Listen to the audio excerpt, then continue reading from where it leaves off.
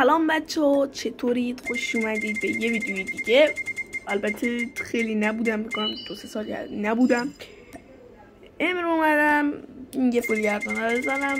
سی پی همو نشونتون نمیدم چون خیلی زیاده، فکر کنم موندن چند تا دارم الان. واسه نه خب بچه ها بذارید بگم که بازنشست شدم، چون که اینجا فکر کنم 27 و 28 سی پی داشتم، 28 کا، و الان فقط پول بتل پس رو دارم.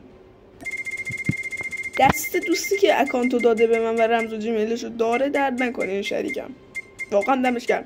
همه فول گردونه ها رو زده، یه فول گردونه هم رو زده دیگه من دارم فشار میخورم دیگه ویدیوش هم بهم نداده دیگه، نمیتونم بزنم. امروز اومدم 2 تا گاد ترین، من یکی دیگه هم میاد گردونه هایی که یکیش بالاخره نایف شد دیگه، گفتم نایف رو بذارم 100%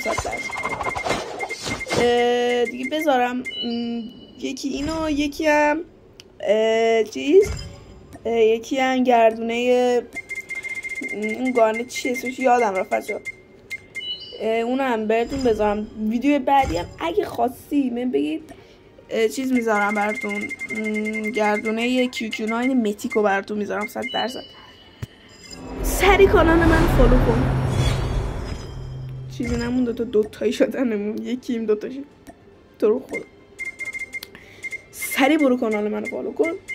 بله این بیوایر هم بچه ببینید، این بیوایر شبیه لجند میزن، یعنی با لجند فرقی نمیکنه، گاد میزن. و در آخر نایف، دقیقا چیزایی که دوست داشتم در آخر بود، اشکالی نداره.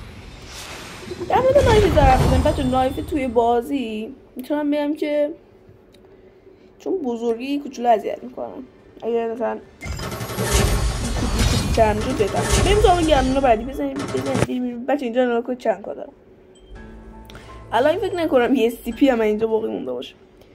بچه با یه گردونه اینه که بچه ها توی دورای وسط، مثل همون اوایلی که مثلا 400 تا سی پی میخواد و اینا، باید یک چیز لجند رو با اسکین و گانو باید با هم دیگه بزنید. نگاه کن اینجوری، و در آخر بذارید روی دنس، یعنی آخری بره رو دنس. یا دنس رو میده یا این ستا رو بهتون میده 100%. یعنی بچه نگاه کن یه چیزی که لجند دارید و با اون گانو متیک و اون اسکین چیز کار. ببینید الان مثلا خیلی خوب به من داد، اول دنس رو داد، بعد اسکین رو داد، بعدم اینو میده. الان نگاه کن این دیگه فول گردون نمی کنم، میگم فول آپگریدش نمی کنم، ولی واقعا گانه قشنگیه دیگه. خودتون دیگه قیمتش 850,000 تومان، قیمتش هم بهتون بگم دیگه. نمیرم آپگریدش کنم، دیدم دیگه سی پی هم نمیخوام سی پی بدم. مرسی که این ویدیو رو تماشا کردید، لایک کنید، سابسکرایب کنید، زنگوله بغل چنل رو آپارتمون فراموش نشه.